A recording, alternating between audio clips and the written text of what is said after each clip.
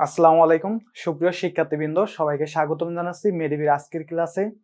আজকে আমরা যে লেকচারটা নিয়ে আলোচনা করব সেটা হচ্ছে লেকচার 14 অর্থাৎ 14তম লেকচার। এবং আজকে আমরা যে লেকচারের যে টপিকটা আছে সেটা হলো আমাদের বিপ্লব, যুদ্ধ, সীমারেখা, বিজ্ঞান, মানে হিউজ পরিমাণে একদিকে যুদ্ধ নিয়েও আমরা আলোচনা করব, অন্যদিকে সায়েন্স নিয়েও আমরা একটু পড়াশোনা করব। তো সব মিলাই আজকে আমাদের লেকচারটা ওয়ান কাইন্ডস অফ জগা খিচুড়ি লেকচার। তো আমরা এই লেকচারে কিন্তু অনেক কিছু শেখার আছে এবং নার্সিং ভর্তি পরীক্ষায় এখান থেকে কিন্তু প্রচুর পরিমাণে প্রশ্ন ইনশাল্লাহ আসে এবং ভবিষ্যতেও আসবে, আপনারাও ইনশাল্লাহ পাবেন। সো সেই ধারাবাহিকতায় সবাইকে আবারও শুভেচ্ছা জানাচ্ছি মেডিবির পক্ষ থেকে। আমরা এখন ক্লাসে চলে যাচ্ছি। আমি আপনাদের সঙ্গে যুক্ত আছি Mohammad Nazmul Hasan Gazi, BSc nursing, Dhaka nursing college, Dhaka. এবং আপনাদের সঙ্গে আজকের লেকচারটা আশা করি যে খুব সুন্দরভাবে বুঝবেন এবং খুব সুন্দরভাবে আপনারা নার্সিং অ্যাডমিশন টেস্টে সুন্দর করে একটা ফল করে আনতে পারবেন। এবং কোথায় আপনারা কিভাবে ভুল করেন, কিভাবে সঠিক করবেন, এই বিষয়গুলো নিয়ে কিন্তু আমরা আলোচনা করব। So let's go. সো সর্বপ্রথম আমাদের যে টপিকটা আছে সেটা হলো আমাদের যুদ্ধ। এখন আমরা জানি পৃথিবীতে দুইটা বড় বড় যুদ্ধ বাড়ছে, একটাকে বলে প্রথম বিশ্বযুদ্ধ আর একটাকে বলে হচ্ছে কি দ্বিতীয় বিশ্বযুদ্ধ। আমরা এখন একটু প্রথম বিশ্বযুদ্ধের কিছু পটভূমি নিয়ে একটু আলোচনা করব। প্রথম বিশ্বযুদ্ধটা শুরু হয়েছিল 28 জুলাই 1914 সাল থেকে এবং শেষ হয়েছিল 11 নভেম্বর 1918 সালে। অর্থাৎ যুদ্ধটা প্রায় 4 বছর 5 বছর ধরতে পারেন, 4 বছর স্থায়ী ছিল। অর্থাৎ 1914 সালে শুরু, 1918 সালে শেষ। এই দুইটা সাল কিন্তু মনে রাখতে হবে। 14 সালে শুরু, 18তে শেষ। ঠিক আছে। 1914 সালের 28 জুন বসনিয়ার রাজধানী সারায়েভো শহরে, বসনিয়া একটা দেশ, তার যে রাজধানী আছে সারায়েভো শহরে অস্ট্রিয়ার যুবরাজ আর্কাডিউক ফার্ডিনান্ড এক সার্বীয় বলীয়র গুলিতে নিহত হন। অস্ট্রিয়া এই হত্যাকাণ্ডের জন্য সার্বিয়াকে দায়ী করে সার্বিয়ার বিরুদ্ধে যুদ্ধ ঘোষণা করে। অ্যাকচুয়ালি যে চিন্তা ভাবনা করা হয় যে ইতিহাসের পাতায় আছে যে সার্বিয়ার যে যুবরাজ ছিল বা সার্বিয়ার যে রাজা ছিল, সে তৎকালীন সময়ে একজন সুন্দরী ললনার সন্ধান করছিলেন যাকে বিয়ে করা যায়। এখন তিনি দেখলেন পৃথিবীর সব থেকে সুন্দরী ললনা হচ্ছে অস্ট্রিয়ার যুবরাজের বউ বা ওয়াইফ। এই ওয়াইফকে সে ছিনিয়ে আনলেন বা পরকিয়া করে তার সাথে নিয়ে চলে আসলেন। এবং আসার পরে সেই সার্বিয়ার যে যুবরাজ নিয়ে আসছে, অস্ট্রিয়ার যুবরাজ তো এটা অবশ্যই মেনে নিবে না, সে তার সাথে যুদ্ধ করার জন্য ওই এলাকায় আসলো। এখন আসার পরে সার্বিয়ার যুবরাজ অস্ট্রিয়ার যুবরাজকে গুলি করে মেরে ফেলছিল এবং তারপর থেকে যুদ্ধ ঘোষণা করা হয়। এবং এই যুদ্ধটা শুরু হয়েছিল 28 জুলাই 1914 সালে, শেষ হয়েছিল 11 নভেম্বর 1918 সালে। একটা বিশাল টাইম ধরে কিন্তু যুদ্ধ চলছিল। সো পরবর্তীতে যাই, আনুষ্ঠানিকভাবে এই যে যুদ্ধটা, এটা তো সবকিছুর একটা সমাপ্তি আছে। সো যুদ্ধটারও কিন্তু সমাপ্তি ঘটে। আনুষ্ঠানিকভাবে সমাপ্ত হয়েছিল আসলে 28 জুলাই 1919 সালে দ্বিতীয় ভার্সাই চুক্তির মাধ্যমে। ভার্সাইয়ের বেশ কিছু চুক্তি আছে, এর মধ্যে প্রথম বিশ্বযুদ্ধ যে সমাপ্তি হয় এটা হয়েছিল দ্বিতীয় ভার্সাই চুক্তির মাধ্যমে। যেহেতু আনুষ্ঠানিকতাগুলোকে আমরা প্রধানত ধরে থাকি, এই জন্য আসলে যুদ্ধের যে সময়কাল এটা 1914 থেকে 1919 এই সালটাকে ধরা হয়, যেহেতু আমরা আনুষ্ঠানিকতাকে ধরে থাকি। এখানে দুইটা পক্ষ ছিল, একটাকে বলা আছে অক্ষ শক্তি, আরেকটা বলা আছে মিত্র শক্তি।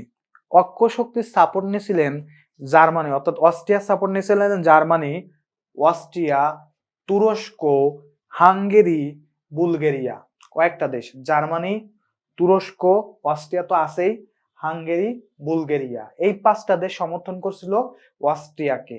এবং মিত্র শক্তি অর্থাৎ মিত্র যে শক্তিটা আছে সেটাকে সমর্থন করছিল America, Serbia, Russia, UK, United kingdom মানে আছে ইংল্যান্ড,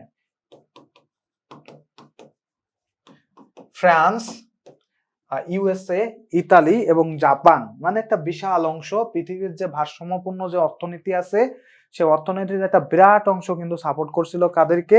মিত্র শক্তিকে।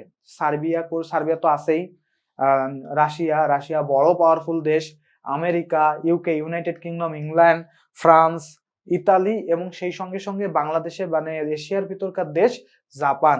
এই দেশগুলা সাপোর্ট করছিল সার্বিয়াকে, যেটাকে বলা হচ্ছে মিত্র শক্তি, এই আছে দুইটা পক্ষের সৃষ্টি হয়।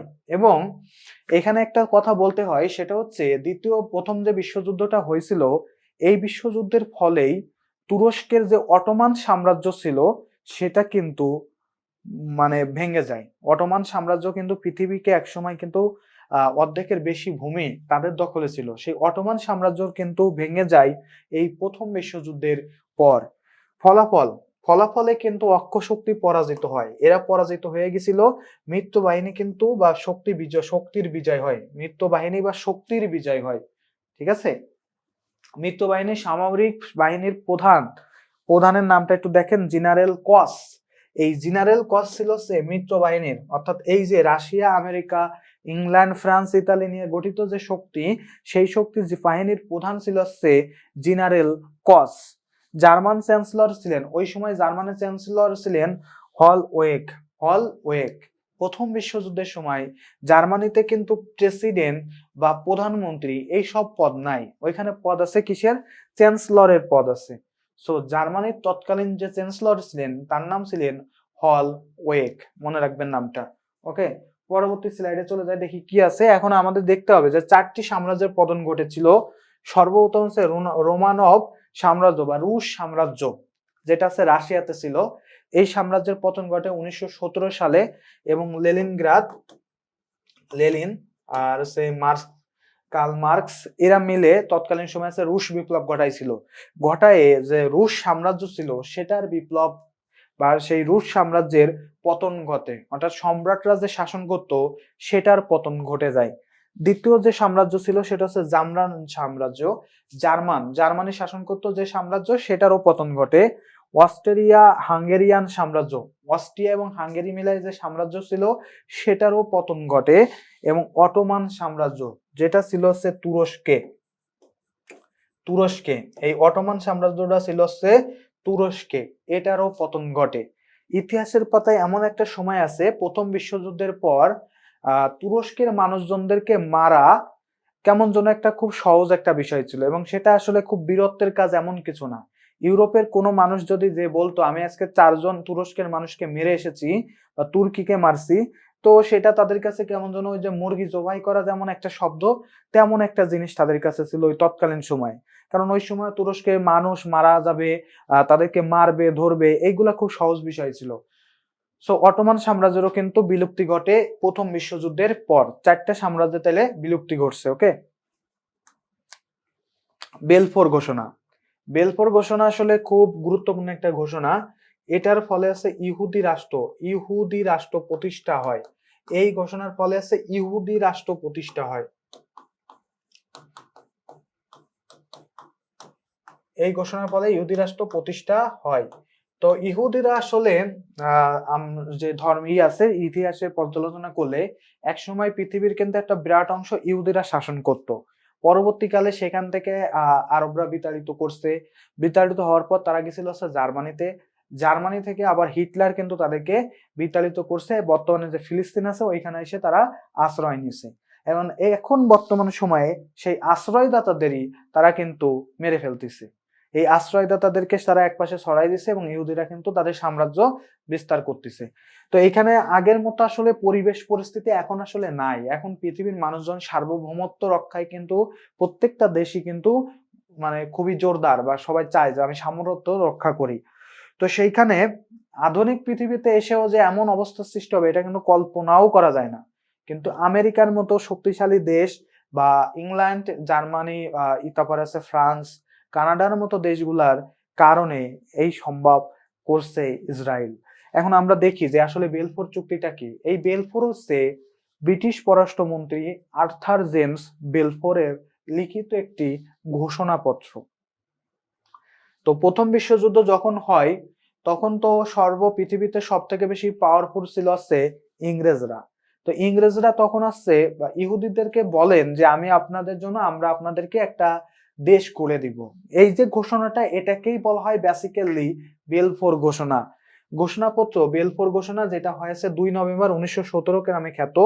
এতে প্যালেস্টাইন একটি ইহুদি রাষ্ট্র প্রতিষ্ঠার অঙ্গীকার করা হয়। অর্থাৎ ইংরেজরা বলছিল যে আমি একটা ইহুদি রাষ্ট্র আপনাদেরকে প্রতিষ্ঠা করে দিবই, এই অঙ্গীকার করা হয়। ফলশ্রুতিতে 14 মে 1948 সালে আনুষ্ঠানিকভাবে ইসরায়েল রাষ্ট্র প্রতিষ্ঠিত হয়। তাহলে ইসরায়েল রাষ্ট্র প্রতিষ্ঠিত হয়েছে কোন ঘোষণার ফলে? বেলফোর ঘোষণার ফলে। এই প্রশ্নটা কিন্তু আপনাদের আসবে। ইসরায়েল রাষ্ট্র বেলফোর ঘোষণার ফলে সৃষ্টি হয়েছে। এরপরে আমাদের চলে আসে প্রথম বিশ্বযুদ্ধের পরে একটা লং টার্ম, সেই সময় জাতিপুঞ্জ গঠন করা হয়েছিল লিগ অব নেশনস। এর পরবর্তীকালে 1939 সালে বেঁধে যায় দ্বিতীয় বিশ্বযুদ্ধ। দ্বিতীয় বিশ্বযুদ্ধ বেঁধে যায় 1939 সালে 1 সেপ্টেম্বর জার্মানির চ্যান্সেলর অ্যাডলফ হিটলার কর্তৃক পোল্যান্ড আক্রমণের মাধ্যমে। জার্মান কি করছে? পোল্যান্ডে আক্রমণ করছে, মাধ্যমে দ্বিতীয় বিশ্বযুদ্ধের সূচনা হয়। প্রশ্নটা মনে রাখতে হবে, দ্বিতীয় বিশ্বযুদ্ধের সূচনা করেছিল হচ্ছে জার্মানি। কে করেছিল? Adolf Hitler. কি করছিল তিনি? পোল্যান্ডকে আক্রমণ করছিলেন। এরপরে হচ্ছে দ্বিতীয় বিশ্বযুদ্ধ শুরু হয়ে যায়। দ্বিতীয় বিশ্বযুদ্ধ শুরু হয়েছিল 1 সেপ্টেম্বর 1939 সালে এবং এটা সমাপ্ত হয়েছিল 2 সেপ্টেম্বর 1945 সালে আনুষ্ঠানিকভাবে। সো তাইলে মেয়াদটা কত ছিল? 1939 থেকে 1945। এবং দ্বিতীয় বিশ্বযুদ্ধের পরেই পৃথিবীতে জাতিসংঘ প্রতিষ্ঠিত হয়েছিল। এখানেও দুইটা শক্তি ছিল, একটা হচ্ছে অক্ষ শক্তি আর একটা হচ্ছে মিত্র শক্তি। অক্ষ শক্তির মধ্যে তো জার্মানি আছেই, সেই সঙ্গে সঙ্গে ছিল ইতালি এবং জাপান। এবং আমরা জানি জাপানের দুইটা শহর হিরোশিমা এবং নাগাসাকিতে আমেরিকা কিন্তু পারমাণবিক বোমা ফেলাইছিল দ্বিতীয় বিশ্বযুদ্ধের সময়। তাহলে জার্মানি, জাপান এবং ইতালি ছিল হচ্ছে অক্ষ শক্তির ভিতরে। তো অক্ষ শক্তি থাকলে তো মিত্র শক্তিও লাগবে। তো মিত্র শক্তির ভিতরে আসলে কারা ছিল একটু দেখি। মিত্র শক্তির ভিতর ছিল যুক্তরাষ্ট্র, সোভিয়েত ইউনিয়ন, ফ্রান্স, চীন, পোল্যান্ড এই দেশগুলা ছিল হচ্ছে তৎকালীন সময়ে মিত্র শক্তি। পালাক্রমে যেমন আছে ক্ষমতার রদবদল হয়ে থাকে, বা একসময় পৃথিবীতে এক এক দল আছে যেমন হচ্ছে বেশি ক্ষমতাবান হয়, এখন আমেরিকা হয়তো কিছুদিন পরে নাও থাকতে পারে। তো ঠিক একইভাবে তৎকালীন সময়ে হচ্ছে আমেরিকা পাওয়ারফুল ছিল, সেই সঙ্গে সঙ্গে জার্মানিও কিন্তু পাওয়ারফুল হয়ে গেছে। তো দুইটা এক বনে যেমন দুইটা বাঘ থাকতে পারে না, এই পৃথিবীতেও দুইটা বাঘ কিন্তু কখনো থাকতে পারবে না। তখন কি হয়? দুইজনের মধ্যে কিন্তু মারামারি ঘটে। তো সেম একই ঘটনা কিন্তু এখানে ঘটছে। যুক্তরাজ্য মানে ইংল্যান্ড, যুক্তরাষ্ট্র, সোভিয়েত ইউনিয়ন, ফ্রান্স, চীন, পোল্যান্ড এরা আছে মিত্রবাহিনী গঠন করে। এদের জেনারেল ছিল, অর্থাৎ সবকিছুর একটা মিশ্র হইলেও তাদের একজন প্রধান থাকে। প্রধানের নাম ছিল জেনারেল আইসেনহাওয়ার। তিনি ছিলেন হচ্ছে মিত্রবাহিনীর সমরনায়ক। আর বাফার স্টেট বলা হয় হচ্ছে বেলজিয়ামকে। কেন বলা হয়? ভাই যুদ্ধ করতেছে রহিম আর সলিম, আর মারা যাচ্ছে জব্বার। বিষয়টা হলো যুদ্ধ করতেছিস ভাই তোরা আর তোরা, মাঝখানে আমার কি? মাঝখানে আমি যে আছি, আমি তো খুব শান্তশিষ্ট একজন মানুষ। এই যে দেশটা, এই দেশটা হচ্ছে সেই বেলজিয়াম, ঠিক আছে? মাঝখানে এই বেলজিয়াম পড়ে গেছে। তো ইরাও যুদ্ধ করতেছে, এই দিক থেকেও পাঠায় মারতেছে কারে? মাঝখানের লোকটারে। এই মাঝখানের লোকটাই হচ্ছে বেলজিয়াম। এই জন্য বেলজিয়ামকে বলা হয় ইউরোপের রণক্ষেত্র। মনে রাখতে হবে, ইউরোপের রণক্ষেত্র বলা হয় বেলজিয়ামকে। কেন বলা হচ্ছে সেটা কিন্তু বলে দিলাম। কারণ হচ্ছে এখানেই হচ্ছে বেসিক্যালি সব থেকে বেশি যুদ্ধ হয়েছিল বা সব থেকে বেশি ক্ষতি হয়েছিল বেলজিয়ামের, যার কারণে বাফার মানে আছে নিরপেক্ষ রাষ্ট্র বলা হয় বেলজিয়ামকে। হুদাই সে আছে মার খাইছে, ঠিক আছে? পার্ল হারবার আক্রমণ 7 ডিসেম্বর 1941 সালে জাপান পার্ল হারবার আক্রমণ করছিল। এটা আছে আমেরিকার একটা স্থান, যেখানে কিন্তু তারা প্রচুর পরিমাণে আমেরিকার সেনাকে মেরে আসছিল। দ্বিতীয় বিশ্বযুদ্ধের পিতৃভূমি বলা হয় কিন্তু রাশিয়াকে, এটা মনে রাখবেন। দ্বিতীয় বিশ্বযুদ্ধের পিতৃভূমি বলা হয় রাশিয়াকে। জাপানের হিরোশিমায় বোমা হামলা করা হয়েছিল 6 আগস্ট 1945 সালে লিটল বয়, ঠিক আছে? জাপানের হিরোশিমায় বোমা হামলা করা হয় 6 আগস্ট 1945 সালে, যুদ্ধের একেবারে শেষ দিকে আইসা। আর নাগাসাকিতে বোমা হামলা করা হয় 3 দিন পরে, অর্থাৎ 6 ডিসেম্বর করছে হিরোশিমায়, আর নাগাসাকিতে করে 9 আগস্ট 1945 সালে। এই যে বোমাটা ছিল, এটা ছিল হচ্ছে ফ্যাটম্যান ইউরেনিয়াম 239। আগেরটা ছিল হচ্ছে সেটা হচ্ছে হিরোশিমায় যেটা ছিল সেটা হচ্ছে লিটল বয়, মানে নাম ছিল আর কি লিটল বয়, বোমাটার নাম দিছে কি লিটল বয়। আর নাগাসাকিতে যেটা আক্রমণ করে সেটা ছিল ফ্যাটম্যান ইউরেনিয়াম 239। এখন এত বড় বড় দুইটা শহরকে ধ্বংস করার পরে একটা দেশের পক্ষে আসলে মাথা তুলে আর কোনো কিছু করা সম্ভব না, যার কারণে জাপান কিন্তু আত্মসমর্পণ করে। জার্মান আত্মসমর্পণ করছিল হিটলারের মৃত্যুর পর 7 মে 1945 সালে। জাপান আত্মসমর্পণ করছিল 14 আগস্ট 1945 সালে। দুইটা দেশ, আমার যখন পাশের দেশটা, আমার যে শক্তি সেটা একটা যখন আত্মসমর্পণ করছে, আর জাপানে যখন বোমা ফেলাইছে, তখন আসলে আর কিছু করা সম্ভব ছিল না জাপানের পক্ষে। তো জাপান তখন আত্মসমর্পণ করে 14 আগস্ট 1945 সালে। এবং একটা জিনিস মনে রাখবেন, আজ পর্যন্ত হিরোশিমা এবং নাগাসাকিতে যে সকল শিশু জন্মগ্রহণ করে, তেজস্ক্রিয়তার প্রভাবের কারণে, পারমাণবিক বোমার যে তেজস্ক্রিয়তা, এই প্রভাবের কারণে প্রচুর পরিমাণে ছেলে মেয়ে এখনো পর্যন্ত প্রতিবন্ধী হিসেবে জন্মগ্রহণ করে। তো তেজস্ক্রিয়তার প্রভাব কিন্তু অনেক লং টার্ম থাকে। ভিই ডে, ভিই ডে বলতে আসলে কি বোঝায়? জার্মান নাৎসি বাহিনী, জার্মানির যে বাহিনী ছিল হিটলারের বাহিনী, সেটাকে বলে নাৎসি বাহিনী। মিত্র বাহিনীর কাছে নিঃশর্ত আত্মসমর্পণ করছিল 8 মে 1945 সালে। অর্থাৎ আমাদের কোনো সত্য তত্ত্ব দিয়েন না, আমাদেরকে মাইরেন না, আমরা আপনার কাছে আত্মসমর্পণ করতেছি। এটাকে বলা হয়েছে ভিই ডে, 8 মে 1945 সালে। ওকে, সো পরবর্তী স্লাইডে চলে যায়। এখন আমরা কিছু যুদ্ধকালীন যে নেতৃবৃন্দ, কোন জায়গায় কোন নেতা ছিল, যুদ্ধের সময় কে কে কি ভূমিকা রাখছে একটু দেখি। সর্বপ্রথম আছে Soviet union. Soviet union means হচ্ছে রাশিয়া। ওই সময় ছিল সোভিয়েত ইউনিয়ন, অনেকগুলা দেশ নিয়ে, 15টা দেশ নিয়ে। সোভিয়েত ইউনিয়ন মানে হচ্ছে রাশিয়া। রাশিয়ার যে প্রেসিডেন্ট ছিল সে হচ্ছে জোসেফ স্টালিন। জোসেফ স্টালিন ছিল হচ্ছে রাশিয়ার president. USA, United state of America বা আমেরিকার প্রেসিডেন্ট ছিল Franklin D Roosevelt. Franklin D Roosevelt ইনি আছে প্রেসিডেন্ট ছিলেন। আর হ্যারি এস ট্রুম্যান, ইনিও কিছুকাল প্রেসিডেন্ট ছিলেন। ইউকে, ইউনাইটেড কিংডম, এর প্রেসিডেন্ট ছিলেন উইনস্টন চার্চিল। Winston Churchill. জার্মানির চ্যান্সেলর ছিলেন অ্যাডলফ হিটলার। ইতালির প্রেসিডেন্ট ছিলেন বেনিয়েতো মুসোলিনি। এই 5জন ব্যক্তির নাম মনে রাখতে হবে। পৃথিবীর ইতিহাসে এরা কিন্তু খুব স্মরণীয় হয়ে আছে। জাতিসংঘ প্রতিষ্ঠা, তারপরে দ্বিতীয় বিশ্বযুদ্ধ, সবকিছু করার কারণ ছিল এই 5জন ব্যক্তি। মানে খারাপ ভালো সব কাজ করে থেকে গেছে। জার্মানি ছিল অ্যাডলফ হিটলার, ইতালি ছিল বেনিয়েতো মুসোলিনি। এরপর আছে বিশ্বের প্রধান প্রধান কিছু যুদ্ধ। আমরা প্রধান যে দুইটা যুদ্ধ সেটা তো অলরেডি পড়ে ফেলছি, প্রথম বিশ্বযুদ্ধ আর দ্বিতীয় বিশ্বযুদ্ধ। এর বাইরেও কিন্তু টুকটাক ছোট ছোট যুদ্ধ বাড়ছে, পৃথিবীর ইতিহাসে আছে। সর্বপ্রথম আছে কলিঙ্গ যুদ্ধ। কলিঙ্গের যুদ্ধটা হয়েছিল সম্রাট অশোক তার আমলে, বা 261 খ্রিস্টীয় পূর্বাব্দে সম্রাট অশোক কলিঙ্গের রাজাকে পরাজিত করে। অর্থাৎ কলিঙ্গের যে রাজা ছিল তাকে পরাজিত করছিল কে? সম্রাট অশোক। আমাদের যে ইসের যে সম্রাট অশোক কে ছিল? সম্রাট অশোক ছিল হচ্ছে মৌর্য সাম্রাজ্যের একজন রাজা। তো সেই সম্রাট অশোক, চন্দ্রগুপ্ত মৌর্য, সেই সম্রাট অশোক ছিল হচ্ছে কলিঙ্গ রাজাকে পরাজিত করছিল এবং তিনি আছে কলিঙ্গ যুদ্ধের সূত্রপাত করেন। এবং এই যুদ্ধের ভয়াবহতা দেখে সম্রাট অশোক আছে বৌদ্ধ ধর্মে দীক্ষিত হয়েছিলেন। এই জন্য সম্রাট অশোককে বলা হয় বৌদ্ধ ধর্মের কনস্ট্যান্টাইন। সম্রাট অশোককে বৌদ্ধ ধর্মের কনস্ট্যান্টাইন বলে। এরপর আছে বদরের যুদ্ধ। এটা আছে আমাদের ইসলাম ধর্মে আছে। বদরের যুদ্ধটা হয়েছিল 624 খ্রিস্টাব্দে মক্কার বদর নামক স্থানে।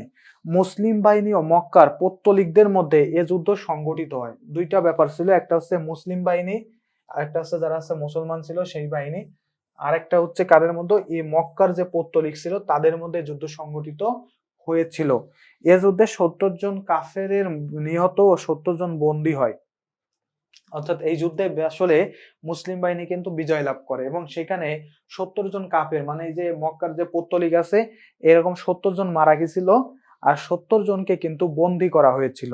ঠিক আছে, মুসলমানদের পক্ষে 13 জন শহীদ হন। মুসলমানরা এ যুদ্ধে জয়ী হয়। তো 70 জন কাফের মারা গেলেও 13 জন কিন্তু মুসলমানও কিন্তু মারা গেছিলেন। 13 জন মুসলমানও কিন্তু মারা গেছিলেন। এই যুদ্ধে কারা জয়ী হয়েছিল? মুসলমানরা। পরবর্তী যুদ্ধে যাই। পরবর্তী যে যুদ্ধটা আছে সেটা হচ্ছে উহুদের যুদ্ধ। এটাও মুসলমানদের একটা যুদ্ধ এবং এটা হয়েছিল হচ্ছে 625 খ্রিস্টাব্দে মদিনার উহুদ প্রান্তরে মক্কার পৌত্তলিকদের ও মুসলমানদের মধ্যে এ যুদ্ধ সংঘটিত হয়েছিল। এখানে হচ্ছে মক্কার আছে উহুদ নামক স্থান আছে, ওইখানে হচ্ছে এই যুদ্ধটা হয়। এরপর আছে খন্দকের যুদ্ধ। এটাও মুসলমানদের 627 খ্রিস্টাব্দে মুসলমান এবং কুরাইশদের ভিতরে। এই কুরাইশরা হচ্ছে মক্কার একটা জনগোষ্ঠী বা মক্কার একটা বংশ। এই কুরাইশদের মধ্যে এ যুদ্ধ সংগঠিত হয়। এ যুদ্ধে মুসলমানরা বিজয়ী হয়। এই কুরাইশদের সাথে যে যুদ্ধ, খন্দকের যুদ্ধ, এখানেও মুসলমানরা কিন্তু বিজয়ী হয়েছিল। এরপর আছে তাবুকের যুদ্ধ। তাবুকের যুদ্ধটা হয়েছিল হচ্ছে 637 খ্রিস্টাব্দে। মুসলমান এবং রোমান বাহিনীর মধ্যে এ যুদ্ধ সংগঠিত হয়। তাবুকের যুদ্ধটা হয়েছিল মুসলমান আর রোমান বাহিনীর ভিতরে। এরপর আছে তরাইনের প্রথম যুদ্ধ। তরাইনের প্রথম যুদ্ধের মাধ্যমেই ভারতবর্ষে মুসলমান শাসনের কিন্তু প্রতিষ্ঠা হয়নি। তরাইনের প্রথম যুদ্ধে পৃথ্বীরাজ চৌহান কিন্তু জিতে গেছিল, ঠিক আছে, মোহাম্মদ ঘুরি কিন্তু পরাজিত হয়েছিল। তরাইনের দ্বিতীয় যুদ্ধের মাধ্যমেই ভারতবর্ষে মুসলমান শাসনের প্রতিষ্ঠা হয়। 1991 খ্রিস্টাব্দে পৃথ্বীরাজ চৌহান এই যে পৃথ্বীরাজ চৌহান এবং মোহাম্মদ ঘুরির মধ্যে তরাইনের প্রথম যুদ্ধ সংগঠিত হয়। এ যুদ্ধে মোহাম্মদ ঘুরি পরাজিত হয়ে পালাই চলে গেছিল। পরবর্তীকালে তরাইনের দ্বিতীয় যুদ্ধটা বাদে 1192 খ্রিস্টাব্দে পৃথ্বীরাজ চৌহান এবং মোহাম্মদ ঘুরির মধ্যে যুদ্ধ সংগঠিত হয়। এ যুদ্ধে মোহাম্মদ ঘুরি জয়লাভ করে এবং তিনি পৃথ্বীরাজ চৌহানকে হত্যা করেন। এর মাধ্যমে ভারতবর্ষে মুসলমান শাসনের সূত্রপাত ঘটে। এরপরে যেটা আছে সেটা হচ্ছে ক্রুসেড বা ধর্মযুদ্ধ। এটা হয়েছিল 634 খ্রিস্টাব্দে। যীশু খ্রিস্টের যে জন্মভূমি আছে জেরুজালেম, মুসলমানদের করতলগত হলে মুসলমানদের বিরুদ্ধে খ্রিস্টানরা 1095 থেকে 1291 খ্রিস্টাব্দ পর্যন্ত 8টি ক্রুসেড ঘোষণা করে, যা ক্রুসেড বা ধর্মযুদ্ধ নামে পরিচিত।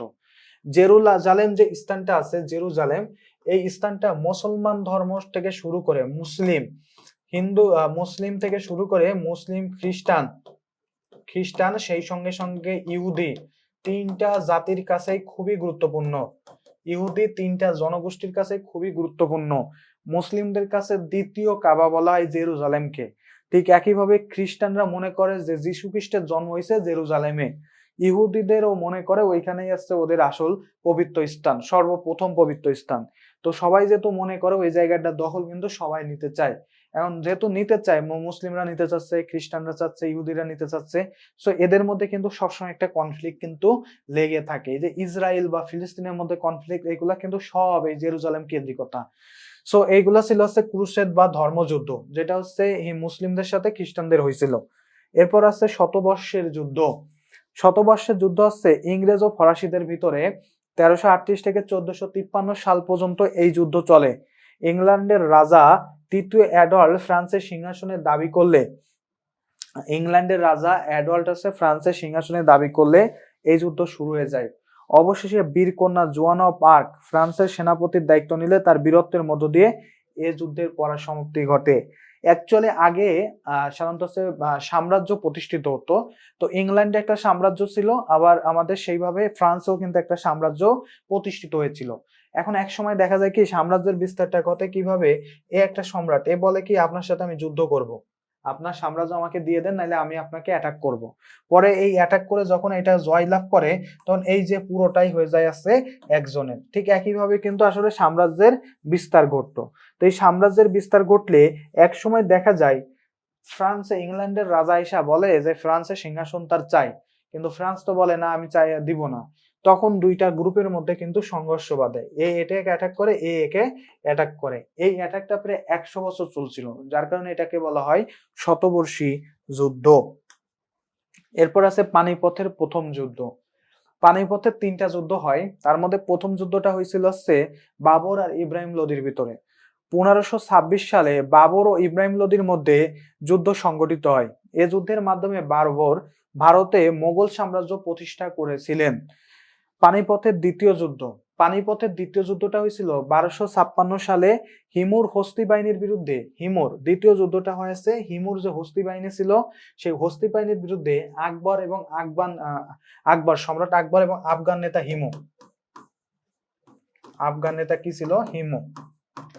এই দুইজন আফগানিস্তানের নেতা ছিল হিমু। এই দুইজনের মধ্যে এই যুদ্ধটা হয়। আফগান নেতা হিমুর হস্তি বাহিনীর বিরুদ্ধে আকবরের আছে তৎকালীন সময়ে খুব কাছের যে যুদ্ধ করেছিল সেই ব্যক্তিটা ছিল বৈরাম খান। যখন আছে হুমায়ুন মারা যায়, আকবরের বয়স মাত্র 13 বছর।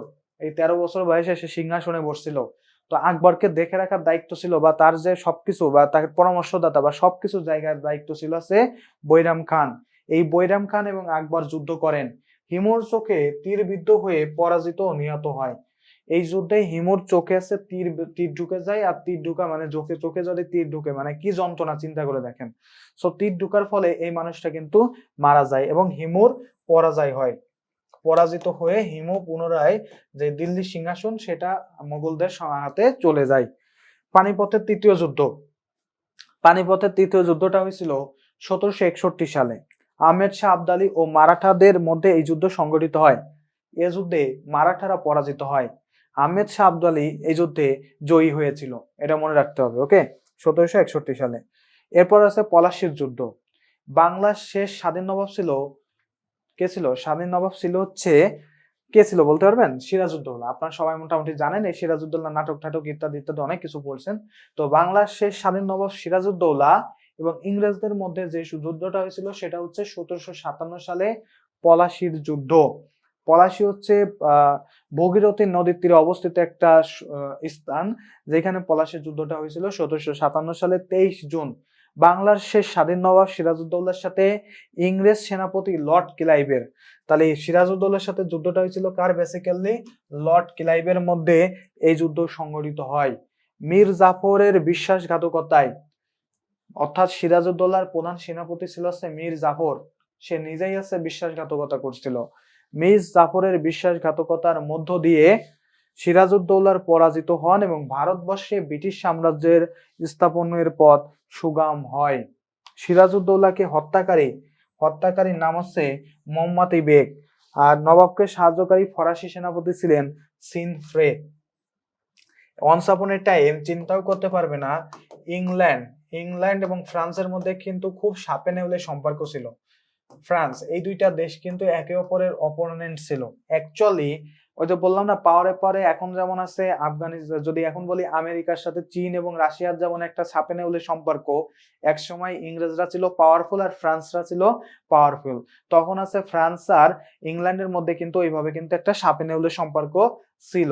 তো যখন ভারতবর্ষে ইংরেজরা আমাদেরকে আক্রমণ করে বা নবাবকে আক্রমণ করে, তখন ফরাসি সেনাপতি যায় কিন্তু তাকে সহযোগিতা করছিল।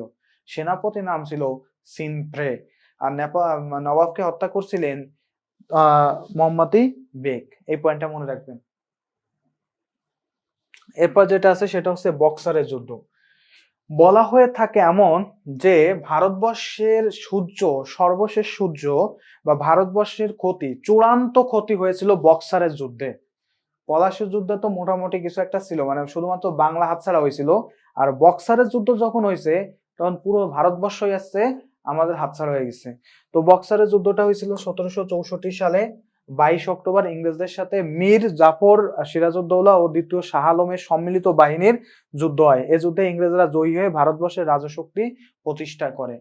এই যুদ্ধে মীর জাফরের জামাতা ছিল মীর কাসেমের সাথে এই যুদ্ধটা হয়। কাসিমের সাথে এই যুদ্ধটা হয়েছিল।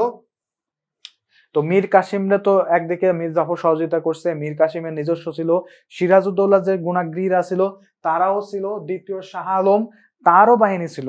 তিনটা বাহিনী মিলাও ইংরেজদের কিন্তু পরাজিত করতে পারে নাই, এবং পরাজিত করতে না পারলে ইংরেজরা পরাজিত করে ভারতবর্ষে রাজশক্তি কিন্তু প্রতিষ্ঠা করছিল।